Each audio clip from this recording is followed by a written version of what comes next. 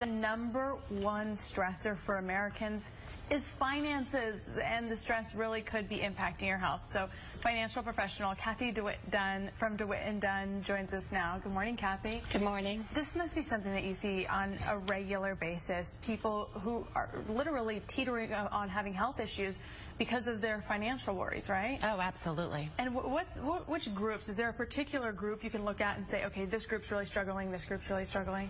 Yeah, it seems like the burden's really on parents, millennials, Gen Xers, and women. And really, if you think about it, just what's going on with our economy, financial worries really is a big burden for people these days. It's the number one stressor. Yeah, you know, and so talk about more so the greater picture. How does the money stress then impact our lives? Well, the number one thing, it really impacts our relationships. And I think if you really take a look at couples, people aren't really honest with their money. As a matter of fact, financial infidelity is the number one predictor of divorce. And you've got to be honest.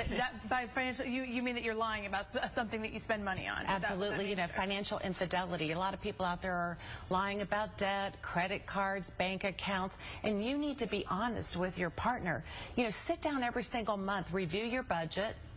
Make sure you know where you're going. In the first month, it's a really difficult task, but it gets easier and easier if you focus in on a monthly basis. Okay, yeah, you know, it makes sense. And I think when people hear that, you know, the divorces are connected sometimes, and it's scary to think that something like that could really ruin your lifelong relationship. Absolutely. And then also, there are just general health consequences because of the stress over finances. Oh, yeah, there was a recent survey by Kansas State University, which is a direct correlation between stress and health issues. And 1 in 5 Americans, you know, really needed health care. They thought about it, then they didn't go to the doctor, and they're just stressed out about money. So 72% of us thought about money just this past month. It's a huge stressor on us individually. Oh, yeah. When people hear that, they know that they've been through the scenario in their head. If I had to take an ambulance, could I afford it? Can I even afford to go to the emergency room, let alone need? So absolutely. It's a legit concern. Let's talk about ways to ease the burden, because we don't want our viewers to be, you know, stressing about those types of decisions. Yeah, the great news is there's the solution. What you really want to do is focus in on a budget.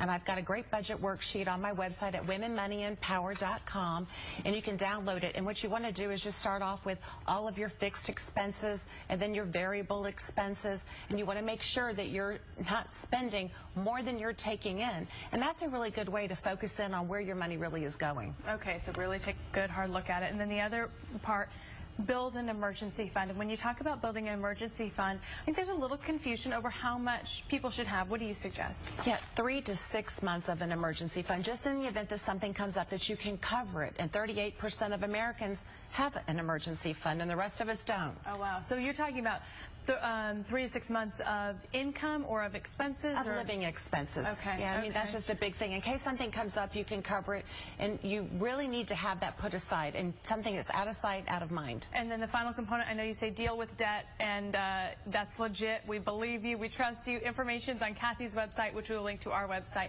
Cathy, thank you so much. Thank you. And ours is fox4news.com.